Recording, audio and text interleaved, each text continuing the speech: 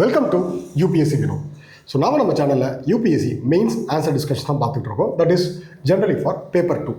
So paper 1 already நம்ம finish பண்ணிட்டோம், பிளேலிஸ்ட்டில் இருக்குது, செக் பண்ணிக்கோங்க. 2025 ஆன்சர்ஸ் தான் நம்ம பார்த்துட்ருக்கோம். ஸோ ஆக்சுவலாக யூபிஎஸ்சியில் 3 times, தட் மீன்ஸ் இதோட சேர்ந்து 4th டைம் வந்து ரிப்பீட் ஆகக்கூடிய ஒரு கான்செப்ட் தான் வந்து பார்த்தீங்கன்னா administrative tribunals. So administrative tribunals. So first of all இந்த கொஷினோட கோர் கான்செப்ட் என்ன அப்படிங்கிறத நம்ம தெரிஞ்சுக்கணும். ஏன் ஒரு கொஷினை ரிப்பீட் பண்ணுறாங்க, ஒரு கான்செப்டை ரிப்பீட் பண்ணுறதுக்கு உண்டான ரீசன் என்ன? ஸோ ஃபர்ஸ்ட் ஆஃப் ஆல் கோர்ட்டோட வேலை என்ன? தே ப்ரொவைட் ஜஸ்டிஸ். இப்போ நமக்கு ஏதாவது ஒரு பிரச்சனை அப்படின்னா நம்ம யாருக்கு போவோம்? கோர்ட்டுக்கு போவோம். ஸ்டேட்டுக்கு ஏதாவது ஒரு பிரச்சனைனாலையும் கோர்ட்டுக்கு போகும். சென்ட்ரலுக்கு ஏதாவது ஒரு பிரச்சனைனாலையும் கோர்ட்டுக்கு போகும். ஸோ ஒரு common man, state and also central government, state government, central government. So இப்போது எல்லாருக்கும் ஒரு ஜஸ்டிஸ் கிடைக்கக்கூடிய ஒரு லாஸ்ட் ரெசார்ட்டாக தான் வந்து பார்த்திங்கன்னா கோர்ட் இருக்கும். லாஸ்ட் ரெசார்ட்டாக தான் கோர்ட் இருக்கும். அப்போது இப்போ என்ன பிரச்சனை அப்படின்னா எல்லாருமே வந்து கோர்ட்டை வந்து ஈஸியாக வந்து அணுகிடலாம். ஸோ இந்தியன் கான்ஸ்டியூஷன் வந்து பார்த்திங்க அப்படின்னா it provides a easy way for citizen to fight for justice. அப்போது கோர்ட் அப்படின்னா there is multiple courts, means district court, divisional court, so high court, supreme court. So இப்போது நாம் ஃபோக்கஸ்டாக பார்க்குறது வந்து இந்த supreme court and high court. So லாஜிக்காக என்னென்னா there are lakhs of cases, even there is lakhs of cases pending in supreme court and high court. இப்போ எல்லாருக்குமே ஜஸ்டிஸ் கிடைக்கணும் அப்படின்னா there should be an alternate way. இப்போ அந்த alternate வேவாக நம்ம என்ன எதிர்பார்க்குறோம்னா, ஸோ ஒரு சில கேசஸ்க்கு, it's not for all. So ஆக்சுவலாக இந்த இடத்துல வந்து பார்த்தீங்க அப்படின்னா பெண்டன்சி ஆஃப் கேசஸ் அது வந்து it's not a only criteria for tribunals. Tribunal அப்படிங்கிற ஒரு கான்செப்ட் வந்து எப்போ அரைஸ் ஆகுதுன்னா கோர்ட் வந்து ஓவர் பர்டன் ஆகிடுச்சு, அதோட பேர்டனை வந்து நான் குறைக்கிறேன் அப்படிங்கிறதுனால ட்ரிபியூனல் ஃபார்ம் ஆகுது. அப்போது இந்த ட்ரிபியூனல் அப்படின்னு சொல்லி பார்க்கும்போது இப்போ ட்ரிபியூனலில் கோர்ட்டுக்கும் ட்ரிபியூனலுக்கும் என்ன வித்தியாசம் அப்படின்னா இதில் கொஞ்சம் ஸ்பீடு ஜஸ்டிஸ் கிடைக்கும்.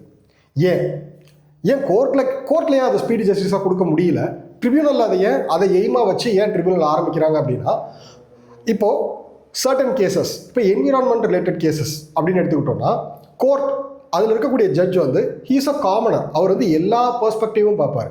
ஸோ அதில் எக்ஸ்பர்டீஸாக இருக்கணும் அப்படிங்கிறதுக்கு அவசியம் கிடையாது. Because he must be well versed in judgment and laws, but not particularly in particular field. இப்போது ஒரு ஜட்ஜ் இருக்கிறாருன்னா so he will hear the both. அதாவது அவர் வந்து என்ன பண்ணுவார்னா எல்லா சைடு இருக்கக்கூடிய வாத பிரதிவாதத்தையும் வந்து ரிசீவ் பண்ணிவிட்டு அதிலிருந்து வந்து பார்த்தீங்க அப்படின்னா நம்ம இந்தியன் லாவில், தட் மீன்ஸ் ஐபிசியில் என்னெல்லாம் வந்து பார்த்தீங்க அப்படின்னா என்னெல்லாம் அதுக்கு உண்டான ப்ரொவிஷன்ஸ் இருக்குது அப்படிங்கிறத செக் பண்ணி ஒரு ஜட்ஜ்மெண்ட் கொடுப்பாரு. இது எல்லாத்துக்குமே பொருந்துமான்னு பார்த்தா இந்த இடத்துல ஒரு சின்ன பிரச்சனை வருது. ஸோ என்னன்னா பர்டிகுலாரிட்டிஸ் அப்படிங்கிற ஒரு கான்செப்டுக்கு வந்து முன்வைக்கிறோம். இப்போ ஃபார் எக்ஸாம்பிள் கிரிமினல்லா, சிவில்லா ஓகே, பட் ஆனால் அதை தாண்டி இப்போ என்விரான்மெண்ட் ஃபோக்கஸ்டாக இருக்கக்கூடிய ஒரு பிரச்சனைக்கு அதில் என்விரான்மெண்ட் எக்ஸ்பர்டீஸ் இருந்தால் பெட்டராக இருக்கும் அப்படின்னு ஒரு ஸ்டடி சொல்லுது. அப்போது this is the base idea for formation of tribunals. So tribunals form ஆகிறதுக்கு 2 முக்கியமான ரீசன். ஒன்று வந்து பார்த்தீங்கன்னா over burdening of the court, இன்னொன்று வந்து பார்த்தீங்க அப்படின்னா expertise related to that field. இப்போ கார்பரேட் லா, ஸோ கார்பரேட் லாவுக்கு வந்து பார்த்தீங்க அப்படின்னா எக்ஸ்பர்டீஸான ஒருத்தரை வந்து நம்ம ட்ரிபியூனலில் means the tribunal will contain the person, consist the person of corporate law expertise. அப்போ என்ன ஆகும்னா இன்னும் ஸ்பீடன் ஆகும். ஸோ டெலிவரி ஆஃப் ஜஸ்டிஸ் வந்து பார்த்தீங்க அப்படின்னா இன்னும் ஸ்பீடன் ஆகும். ஸோ இந்த 2 விஷயத்தை தான் முக்கியமான எய்மாக வச்சு இந்த ட்ரிபியூனல் அப்படிங்கிற கான்செப்ட் வந்து ஃபார்ம் ஆச்சு. பட் இதில் என்ன பிரச்சனைனா இந்த ட்ரிபியூனல் அப்படிங்கிற கான்செப்ட் வந்து சக்ஸஸ் ஆச்சா இல்லையா, இதுதான் வந்து ரொம்ப வருஷமாக யூபிஎஸ்சி கேட்டுக்கிட்டு இருக்கிற ஒரு கொஷின். அப்போது நம்ம வந்து எதில் ஃபோக்கஸ் பண்ணணும் அப்படின்னா success and failure of the tribunals, எங்கெங்கெல்லாம் சக்ஸஸ் ஆச்சு எங்கெங்கெல்லாம் ஃபெயிலியர் ஆச்சு அப்படிங்கிறத பார்க்கணும். ஸோ இப்போது comment on the need of administrative tribunal as compared to court system. ரொம்ப சிம்பிளாக கேட்டிருக்காங்க, கோர்ட் விசஸ் ட்ரிபியூனல். கோர்ட்டோட வேலை என்ன, ட்ரிபியூனலோட வேலை என்ன? So comment on need for administrative tribunal as compared to court system. Assess the impact of recent tribunal reforms through rationalization of tribunals made in 2021. ரீசெண்டாக வந்து என்ன பண்ணாங்கன்னா நிறைய ட்ரிபியூனல்ஸை வந்து க்ளோஸ் பண்ணாங்க. அதோட ஜூரிஸ்டிக்ஷன் எல்லாமே வந்து யார் எடுத்துக்கிட்டாங்கன்னா இந்த பர்டிகுலர் ஹைகோர்ட் வந்து எடுத்துக்கிட்டாங்க. இப்போது இந்த மூவை தான் ஜஸ்டிஃபை பண்ண சொல்லியிருக்காங்க. ஸோ ஃபர்ஸ்ட் ஆஃப் ஆல் வந்து பார்த்தீங்க அப்படின்னா tribunal was formed by the 42nd constitutional amendment. So நம்மளோட இன்ட்ரொடக்ஷன் வந்து எப்பயுமே வந்து ஃபேக்ட் பேஸ்டாக இருக்கிறது, பாலிட்டிக்கு ஃபேக்ட் பேஸ்டாக இருக்கிறது better. So 42nd amendment act 1976 inserted Article 323A and 323B enabling the establishment of administrative tribunal. So 323A. So prelims point of view, 323A, 323B is for administrative tribunal. Administrative tribunal. Okay. Administrative tribunal. Okay. So first of all, question இருந்தே நம்ம வந்து concept எடுக்கிறோம். Need for administrative tribunal. ஏன் நமக்கு administrative tribunal தேவை? சிம்பிளாக tribunal, ஏன் நமக்கு ட்ரிபியூனல்ஸ் தேவை? So first of all specialised expertise நம்ம ஃபர்ஸ்ட் டிஸ்கஸ் பண்ண point. Specialised expertise. So they will handle technical issues in areas like taxation, environment, telecom regulatory domain knowledge. So அந்தந்த particular field, இப்போ ட்ராயை பற்றின ஒரு case வருது அப்படின்னா அந்த பர்டிகுலராக டெலிகாம் அத்தாரிட்டிஸ், அப்போ டெலிகாம் பேஸ்ட் எக்ஸ்பர்டீஸ் வந்து பார்த்தீங்கன்னா அந்த கேஸ் ஹேண்டில் பண்ணால் இன்னும் பெட்டராக இருக்கும். என்விரான்மெண்ட் ரிலேட்டடாக வந்து பார்த்தீங்கன்னா நேஷனல் கிரீன் ட்ரிபியூனல் ஆல்ரெடி இருக்குது. அந்த நேஷனல் கிரீன் ட்ரிபியூனல் வந்து பார்த்தீங்கன்னா என்விரான்மெண்ட் ரிலேட்டட் கேஸை ஹேண்டில் பண்ணால் இன்னும் பெட்டராக, எஃபெக்டிவாக, எஃபிஷியண்ட்டாக என்ன பண்ணுவாங்க, ஹேண்டில் பண்ணுவாங்க அப்படிங்கிற கான்செப்ட் தான் ஃபர்ஸ்ட் ஆஃப் ஆல் இதை முன் வைக்கிறாங்க. அப்போ ஃபர்ஸ்ட் பாயிண்ட் என்ன, specialised expertise. Second point speedy justice. இது ரெண்டுமே நம்ம டிஸ்கஸ் பண்ணிட்டோம்.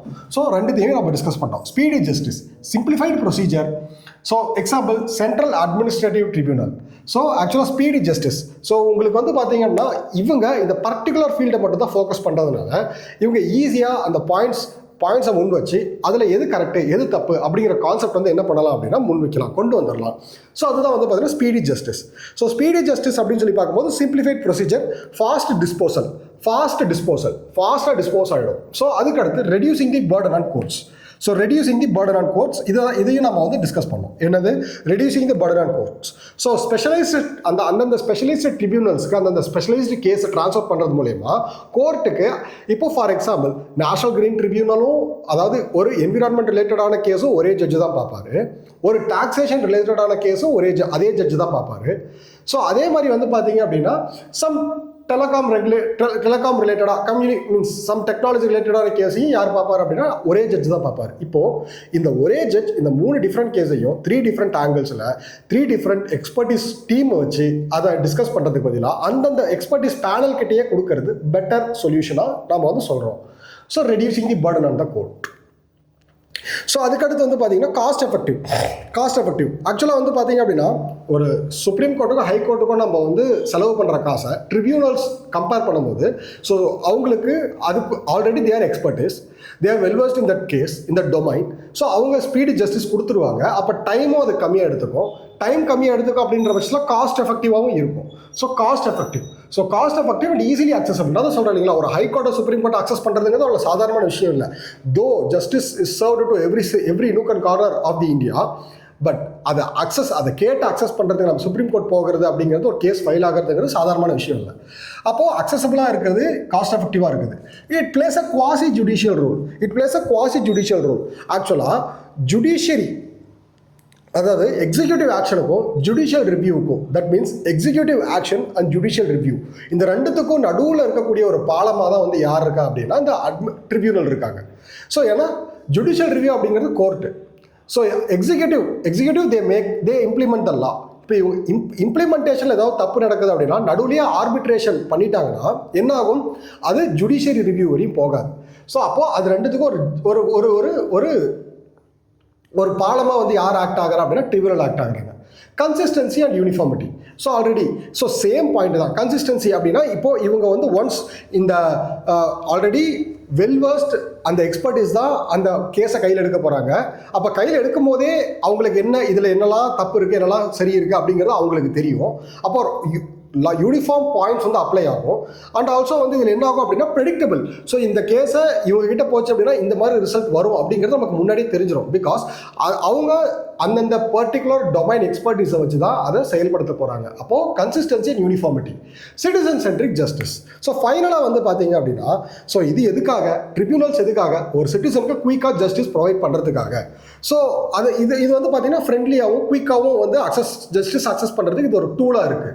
என்னது, ஸ்பெஷலைஸ்ட் எக்ஸ்பர்டீஸ், ஸ்பீடி ஜஸ்டிஸ், அதுக்கடுத்து வந்து பார்த்தீங்கன்னா reduced burden on courts, cost effective and accessible quasi judicial role, consistency and uniformity, citizen centric justice. இதெல்லாம் வந்து ஒரு அட்மினிஸ்ட்ரேட்டிவ் ட்ரிபியூனல், ஒரு ட்ரிபியூனல் ஃபார்ம் ஆகுதுன்னா இந்த பாயிண்ட் எல்லாமே அவங்க வந்து அட்ரஸ் பண்ணுவாங்க. பட் ட்ரிபியூனல் ரிஃபார்ம் ஆக்ட் 2021 அப்போ ட்ரிபியூனல் நல்லது தானே.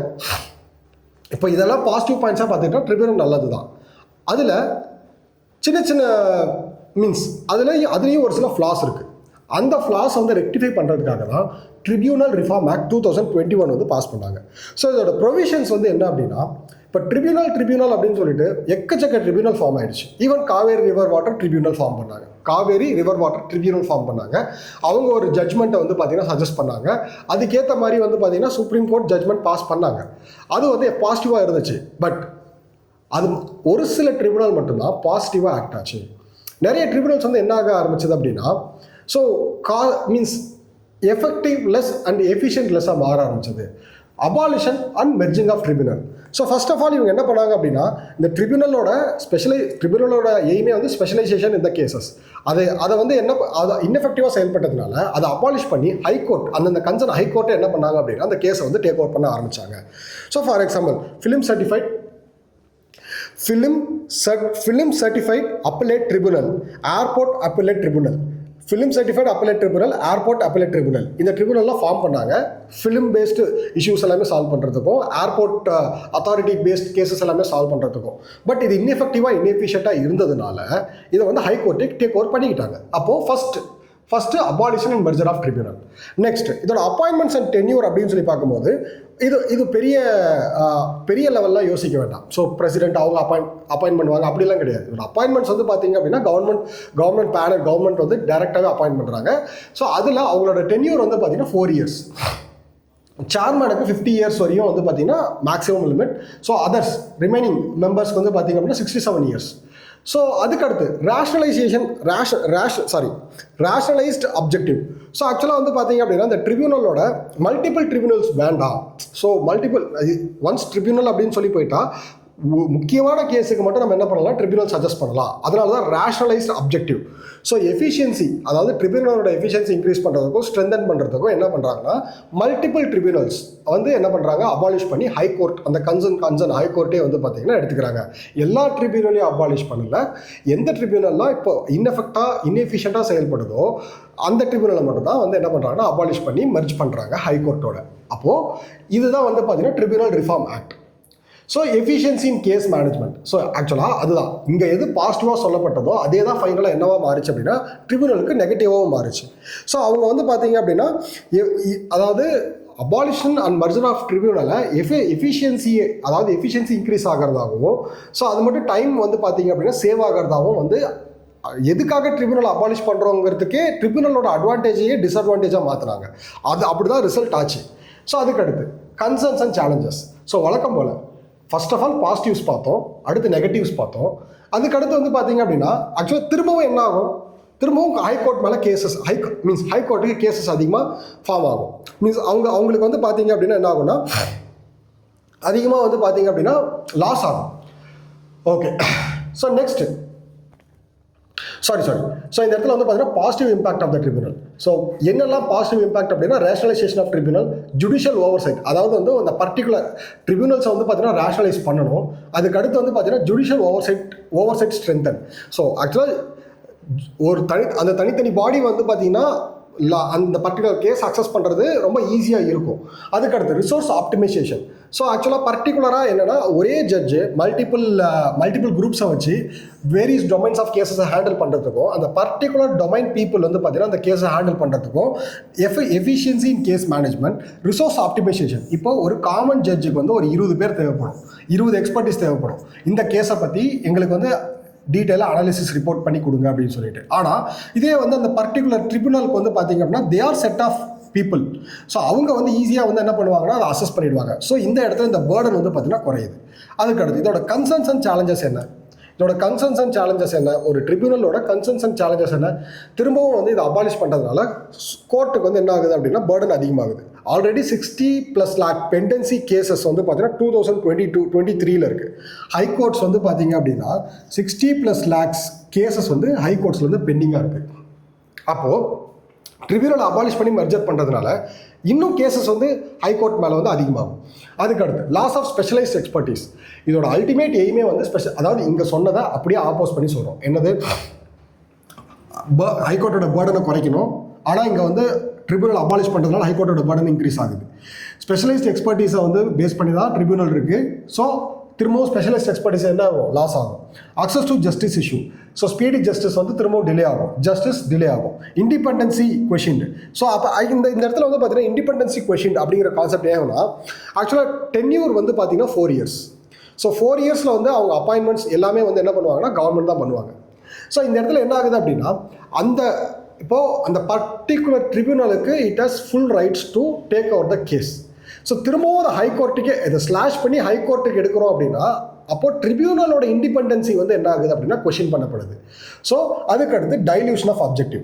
எதுக்காக இந்த ட்ரிபியூனல் ஃபார்ம் பண்ணப்பட்டதோ அதோட அப்ஜெக்டிவ் என்ன ஆகுது? டைல்யூட் ஆகுது. ஏன்னா திரும்பவும் ஹைகோர்ட்டு மேலே என்ன ஆகுது? கேசஸ் வந்து பேர்டன் ஆகுது. ஸோ இதுதான் வந்து பார்த்தீங்கன்னா ஆல்மோஸ்ட் ஃபர்ஸ்ட் ஹாஃபில் என்ன பார்த்தோமோ அதை அப்படியே கன்சர்ன்ஸ் அண்ட் சேலஞ்சஸில் சொல்கிறோம். நெக்ஸ்ட் என்ன வே ஃபார்வர்ட்? ட்ரிபியூனல்ஸை அபாலிஷ் பண்ணுறது அப்படிங்கிறது it's not a good move. நீங்கள் என்ன பண்ணணும்னா கன்சர்ன் ஃபீல்டு எக்ஸ்பர்டீஸை வந்து நீங்கள் ரீட்டைன் பண்ணணும். So retain the domain expertise. Capacity building of high court. அவ்வளோ கேஸ் பெண்டன்சி இருக்குது அப்படின்னு சொல்லி பார்க்கறத விட்டுட்டு டெக்னிக்கல் பெஞ்சஸ். பட் இந்த ட்ரிபியூனல்ஸை நம்பி போகிறது இல்லாமல் ஹைகோர்ட் சுப்ரீம் கோர்ட்லேயே வந்து டெக்னிக்கல் பெஞ்சஸ் வந்து பார்த்தீங்கன்னா expert advisors. So expert advisors, technical benches, expert அட்வைசர்ஸை வந்து நீங்கள் என்ன பண்ணணும்னா அப்பாயின்ட் பண்ணணும். ஸோ இப்போது டிஜிட்டல் கேஸ் மேனேஜ்மெண்ட். ஸோ இப்போது இது ஆல்மோஸ்ட் வந்து இது டிஜிட்டல் கேஸ் மேனேஜ்மெண்ட் வந்து பார்த்தீங்கன்னா இப்போது இம்ப்ளிமெண்ட் பண்ணிக்கிட்டு இருக்காங்க. So accessibility for citizen it is one of the biggest concern. இந்த ட்ரிபியூனலுக்கு வந்து ஒன் ஆஃப் தி மெயின் எய்மே இந்த சிட்டிசனுக்கு ஸ்பீடி ஜஸ்டிஸும் அக்சஸும் கொடுக்கறதுக்கு. அப்போது அஸ் அ ஹைகோர்ட்டாக என்ன பண்ணணும் அப்படின்னா ரீஜனல் பெஞ்சஸை வந்து பார்த்தீங்கன்னா கொண்டு வரணும். Case filling concept, virtual hearing. So virtual hearing இது எல்லாமே வந்து பார்த்தீங்க அப்படின்னா அதிகப்படுத்தணும். இப்போ விர்ச்சுவல் ஹியரிங் வந்து என்ன பண்ணணும் அப்படின்னா அந்த பர்டிகுலர் பர்சன் வந்து வந்தால் மட்டும்தான் இந்த கேஸ் நடக்கும் அப்படிங்கிற பட்சத்தில் அவரை எங்கே இருந்தாலும் வந்து வீடியோ கான்ஃபரன்சிங்கில் அட்ரஸ் பண்ணுறதுக்கு அது இருக்குது. பட் அதை வந்து மிஸ்யூஸ் பண்ணுறதுனால அது எல்லாருக்கும் அவைலபிளாக கொடுக்கறதில்ல. ஸோ அப்போது விர்ச்சுவல் ஹியரிங் எல்லாத்தையுமே என்ன பண்ணணும் அப்படின்னா சிட்டிசனுக்கு அக்சசபிளாக கொண்டு போகணும். Periodic review and tribunal performance. So ஒரு ட்ரிபியூனல் இருக்குது அப்படின்னா ஸோ அதை வந்து பார்த்தீங்க அப்படின்னா ஒரு குறிப்பிட்ட டைமுக்கு அப்புறம் அதை ரிவ்யூ பண்ணணும். ஸோ அதுக்கு அடுத்து வந்து அதோட பர்ஃபார்மன்ஸை வந்து நம்ம வந்து என்ன பண்ணணும் அப்படின்னா ரிவ்யூ பண்ணிவிட்டு இது தேவையா இல்லையா, இது வேணுமா வேணாமா அப்படிங்கிறத டிசைட் பண்ணணும். ஒரே ஐடியா இதோட எஃபிஷியன்சி ரிடியூஸ் ஆகிடுச்சின்னு எல்லா ட்ரிபியூனலும் நம்ம என்ன பண்ணக்கூடாது? மர்ஜரோ அபாலிஷோ பண்ணக்கூடாது. ஹார்மனைசேஷன் ஆஃப் தி லா. ஸோ இந்த ஜூரிஸ்டிக்ஷன் அப்படிங்கிறது ஒரு பெரிய பெரிய பெரிய பெரிய தலைவலி. ஸோ இந்த லாவை வந்து ப்ராப்பராக ஹார்மனைஸ் பண்ணணும். ஸோ இதை ஹார்மனைஸ் பண்ணுறதுனால நமக்கு வந்து என்ன கிடைக்குது அப்படின்னா ஜஸ்டிஸ் கிடைக்கும். So tribunal reform must be balanced. என்ன பண்ணணும்? Tribunal reform must be balanced. Judicial efficiency with specialised expertise. கண்டிப்பாக ட்ரிபியூனல் ரிஃபார்ம் பண்ணணும், அபாலிஷ் பண்ணக்கூடாது. நல்லா பாருங்கள், it must be reform, it must not be abolished. So independence ensuring the tribunal remaining accessible, credible, effective instrument for justice. So பாருங்கள், accessibility, credibility, effective instrument for justice. இதுதான் வந்து பார்த்தீங்கன்னா ட்ரிபியூனலுக்கு நம்ம ட்ரிபியூனல்னாலே காமனான ஒரு இன்ட்ரோடக்ஷன், காமனான ஒரு கன்க்ளூஷன். பாஸ்ட் 5 இயர்ஸில் கேட்ட எல்லா ட்ரிபியூனல் கொஷினுக்கும் இதுதான் இன்ட்ரோடக்ஷன், இதுதான் கன்க்ளூஷன். அப்போது உள்ளே இருக்கக்கூடிய ஒரு சில இன்டெகிரிட்டிஸ் மட்டும் தான் மாறும். ஸோ கண்டிப்பாக நம்ம அடுத்தடுத்து டிஸ்கஸ் பண்ணும்போது என்ன பண்ணலான்னா அந்தந்த பர்டிகுலர் பிஒய்க்யூஸை வந்து பார்த்தீங்கன்னா நான் வந்து இதுக்கு முன்னாடி டிஸ்கஸ் பண்ணியிருந்தேன்னா உங்களுக்கு என்ன பண்ணுறேன், கீழே வந்து டிஸ்கிரிப்ஷனில் அதோட லிங்க்கை வந்து பிங்க் பண்ணிடுறேன். ஸோ நீங்கள் அதை போய் பார்த்துக்கோங்க. ஸோ கண்டிப்பாக உங்களுக்கு யூஸ்ஃபுல்லாக இருக்கும். தேங்க்யூ.